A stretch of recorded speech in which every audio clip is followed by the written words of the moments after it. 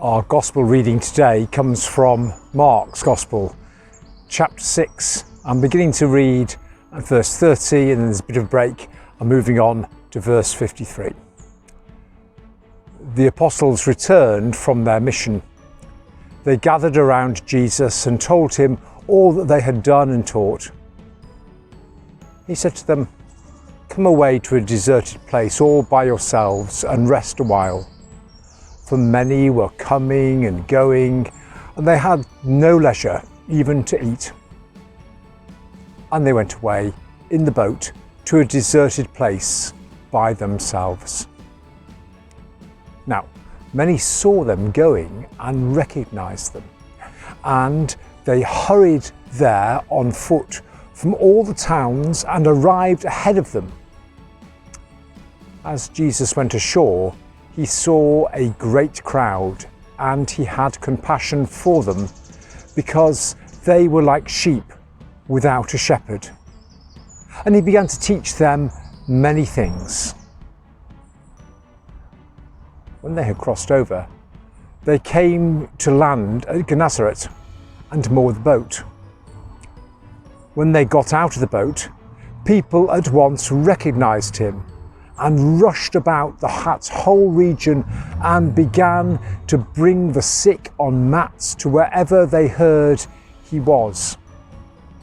And whenever he went into villages or cities or farms, they laid the sick in the marketplaces and begged him that they might touch even the fringe of his cloak.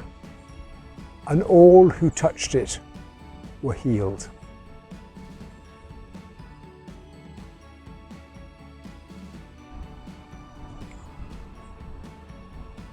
Our Gospel reading today is edited. Mark, as we have noted before, likes to offer us a sandwich, a story within a story. Like the story we heard a couple of weeks ago about the healing of Jairus' daughter and the woman with the hemorrhages. Whoever decided on the edit for this week has offered us the bread without the filling. This filling is not a tiny, thin smear, but an immensely nourishing filling with the stories of the feeding of the 5,000 and Jesus walking on the water. So, what are we to make of the bread of this top and bottom layer? It seems a very odd way to treat the scriptures. The top layer tells us about Jesus spotting mental, physical, and spiritual exhaustion. So, here's the question. Can you spot it? Can the church?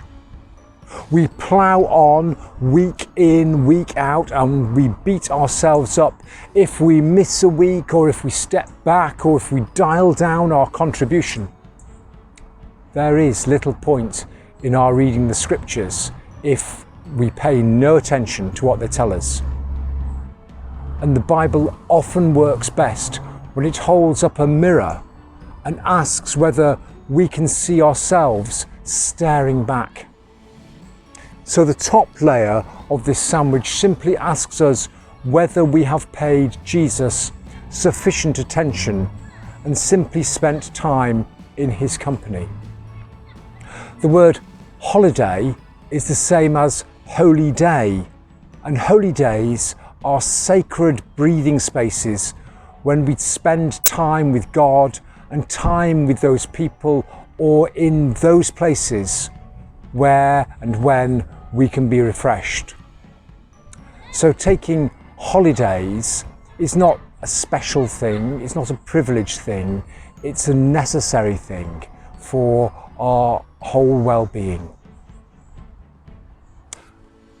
The bottom layer reminds us, however, that we step back in order to step forward.